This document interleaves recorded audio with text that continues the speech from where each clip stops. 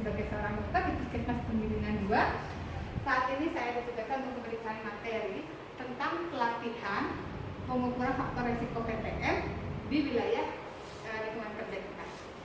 Saat ini saya akan membawakan tentang bagaimana cara pengukuran faktor risiko PTM, khususnya pengukuran tinggi badan.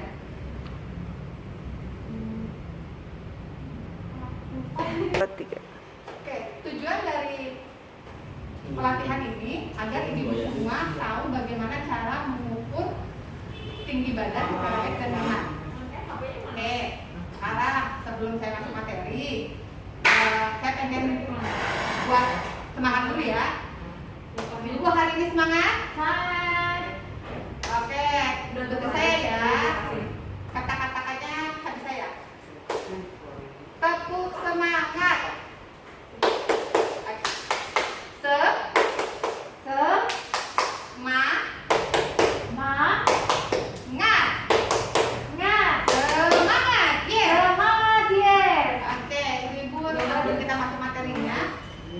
Saya ingin bertanya pada ibu, apa itu faktor resiko penyakit tidak menular? Gemuk, Bu Dokter. Ya. Terus Jarang olahraga. betul, bagus banget Bu. Gemuk, kata kuncinya gemuk ya. Gimana kita tahu itu bahwa dia bertubuh gemuk atau enggak? Makanya kita harus mengukur tinggi badan dan juga berat badan. Tapi kali ini kita akan mengukur tinggi badannya dulu aja. Yang harus kita siapkan dalam pelatihan pengukuran tinggi badan ini adalah alat untuk pengukur badan yang bisa ibu-ibu dapat nanti ya, itu nanti bisa ditempel di tembok. Lalu teknik cara untuk melakukan pengukuran tinggi badan. Sebelumnya saya ingin mempraktekkan terlebih dahulu agar ibu-ibu bisa lebih paham lagi. Mari Bu. Ini ya, ini namanya alat pengukur badan. Pastikan pada saat mau mengukur tidak memakai alat kaki dulu ya Bu. Dilepas ya, supaya kita dapat mengukur dengan benar. Bu, silakan naik, menghadap ke depan. Lalu badannya tegak dan sandarkan, kepalanya tegak.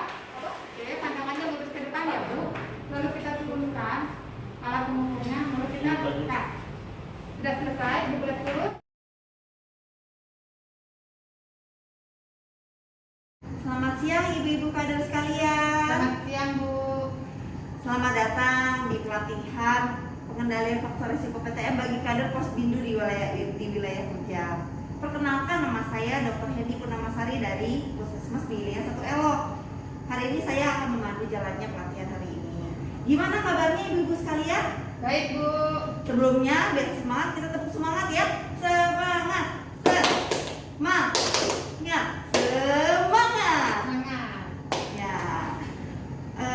Hari ini saya akan memberikan materi tentang pemeriksaan faktor resiko PTM, terutama pemeriksaan tekanan darah, di mana tujuan dari pelatihan ini adalah ibu-ibu kader nantinya mampu untuk dapat melakukan pemeriksaan khususnya tekanan darah. Ibu-ibu, sebelumnya kita harus tahu ya alat dan bahan dan teknik cara pemeriksaannya, yaitu kita awalnya mempersiapkan alat. Apa alat? Kalau untuk alat tensi namanya apa? Tensi Bu. Tensimeter ya. Kebetulan di sini ibu kader sudah pernah mungkin ya, sudah pernah melakukan pemeriksaan ini ya. Ada yang sudah pernah, ada yang belum? Sudah ya, baik. Sebelumnya apa sih tujuan dari kita melakukan pemeriksaan tekanan darah ini? Untuk apa ya ibu-ibu ya? Ada yang tahu nggak? Ibu? Buat tahu tensi Bu. Buat Ya. tahu tensi kita. Ya, supaya kita bisa deteksi dini penyakit yang disebut penyakit hipertensi ya. Nah, mungkin akan kita lakukan. Ibu mungkin bisa bantu saya ya Bu. Kita langsung saja teknik pelaksanaannya. Ya, silakan di sebelah sini. Ya. Pertama-tama kita siapkan alat tensimeter. Kita pastikan bahwa baterainya masih bekerja dengan baik ya. Ya. Nah, seperti ini berarti dia ada baterainya ya. Lalu disiapkan juga manset ya. Yang harus diperhatikan lagi yaitu duduk pasiennya harus duduk dengan rileks ya. Lalu disiapkan lengan yang akan dilakukan pemeriksaan tensi. Jika memungkinkan, ini akan digulung supaya manset menempel langsung pada kulit. Tapi jika tidak memungkinkan, pastikan saja dia tidak tebal ya. Lalu kita lakukan pemeriksaan 2 jari di atas lipatan siku ya. Nah, setelah dipasang, minta pasien untuk rileks, lalu kita akan menekan tombol start supaya tensi dimulai seperti ini ya.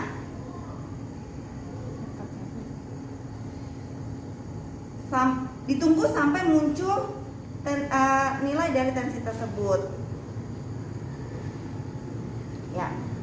ya, tensinya sudah terdeteksi ya. Ibu tensinya normal ya, 120/75 ya. Nah, lalu sekarang mungkin kita akan pindah posisi dulu. Ibu mau pindah posisi lagi. Nah, ibu diharapkan untuk berkelompok dengan pasangan masing-masing. Di sini ibu akan mempraktikkan bagaimana cara kerja tensi tersebut ya. Ya, setelah dilakukan berpasang-pasangan, lalu bagaimana? Apakah ada pertanyaan yang akan ditanyakan? Apakah ada pertanyaan dari ibu-ibu tentang pemeriksaan tensi ini? Apakah Tangannya boleh kanan atau kiri, Bu? Oh iya, tangannya di tempat yang sebelah yang paling nyaman saja diperiksa ya. Boleh seperti itu. Ya, baik Ibu, sebelumnya saya mau bertanya kembali kepada Ibu ya. Ibu bisa nggak mengulang lagi bagaimana cara melakukan pemeriksaan tensi yang benar? Silakan Ibu. Ya, duduk pertama, pasiennya harus duduk dengan tegak dan rileks. Lalu siapkan lengan yang akan diukur. Pastikan kalau misalkan dia dapat digulung, bajunya digulung karena mansetnya harus menempel pada kulit. Tapi kalau tidak bisa, tidak apa-apa, asal tidak tebal. Pastikan alat tensinya, baterainya bagus dan aman. Lalu tempelkan manset 2 jari di atas lekuk siku dalam. Lalu setelah itu nyalakan tensi, ditunggu sampai hasilnya keluar. Ya baik, terima kasih Ibu ya. Selain itu ada lagi? Tidak, Bu. Ya. Apakah ada kesulitan selama ini dalam melakukan tensi di wilayah kerja ibu-ibu sekalian? Ya itu, Bu, kadang-kadang suka error. Oh iya, suka error ya. Ya baik. Kalau begitu semoga hari ini kita dapat berguna ya bagi pemeriksaan selanjutnya. Semoga ibu-ibu mengerti dan paham betul teknik pemeriksaan tensi darah seperti itu. Jika ada kendala di lapangan boleh menghubungi saya Dr. Hendy sebagai PJ PTM. Baik Ibu, terima kasih untuk kehadirannya. Tetap semangat demi menyehatkan Indonesia.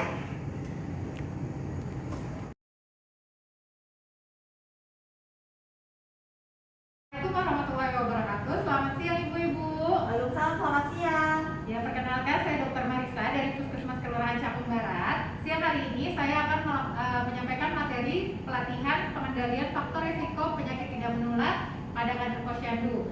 Di mana materi kita nanti adalah edukasi pencegahan dan pengendalian faktor risiko PTM ya Ibu-ibu ya. Ibu-ibu, bagaimana kabarnya hari ini? Sehat. Sehat ya. Ibu-ibu, supaya kita rileks, ibu-ibu ikuti saya sebentar ya.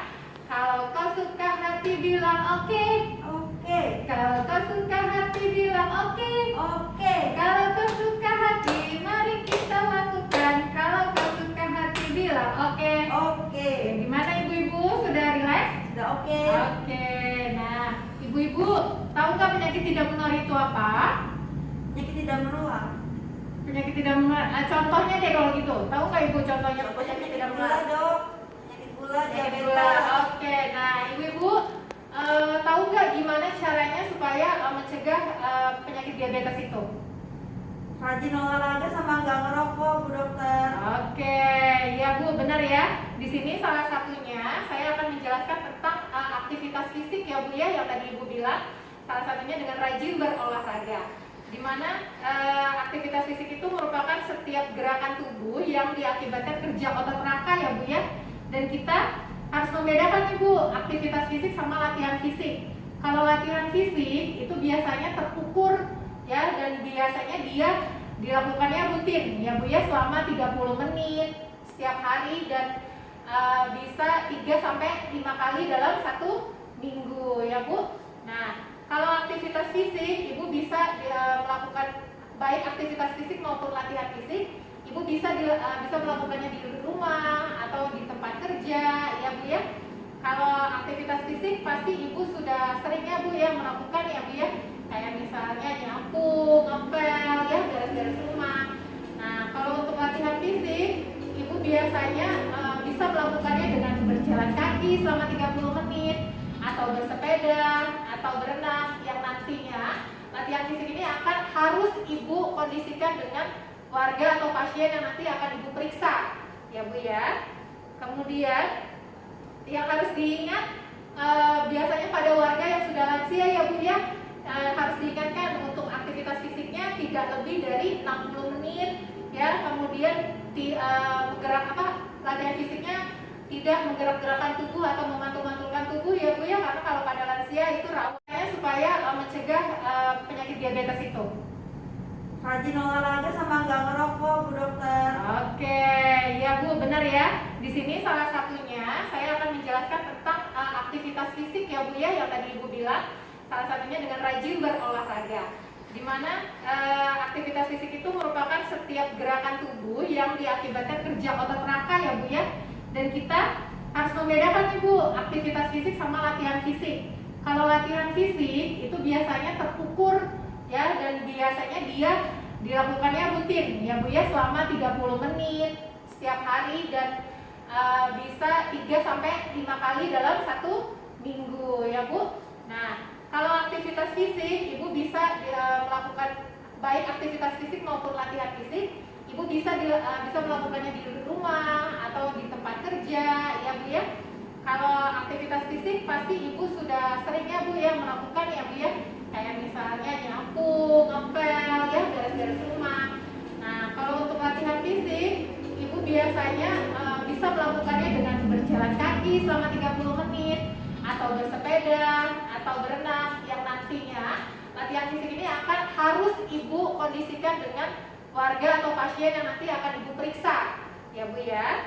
Kemudian yang harus diingat, biasanya pada warga yang sudah lansia ya Bu ya, harus diingatkan untuk aktivitas fisiknya tidak lebih dari 60 menit ya. Kemudian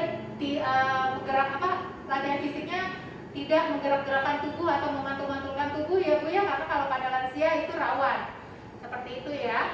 Kemudian baik, ada yang mau ditanyakan Bu sampai saat ini? Kalau bersepeda itu masuknya kemana Dokter? Masuknya ke latihan fisik ya Bu ya. Jadi kalau misalnya Ibu tidak bisa jalan kaki, Ibu bisa melakukan bersepeda dengan waktu yang sama 30 menit setiap hari, atau 3-5 kali dalam 1 minggu. Seperti itu ya Bu ya. Ada lagi yang mau ditanyakan Ibu-ibu? Sudah cukup jelas ya. Kalau gitu saya bertanya ya Bu ya. Jadi kapan Bu aktivitas fisik ini dilakukan Bu? Aktivitas fisik dilakukan setiap hari minimal 30 menit. Kalau dalam seminggu bisa 3-5 kali. Oke Bu, terima kasih. Berarti ibu kader sudah pada jelas ya Bu ya. Oke, mudah-mudahan nanti bisa diaplikasikan dan bisa bermanfaat buat kader dan buat warga setempat ya Bu ya. Terima kasih. Wassalamualaikum warahmatullahi wabarakatuh. Selamat siang.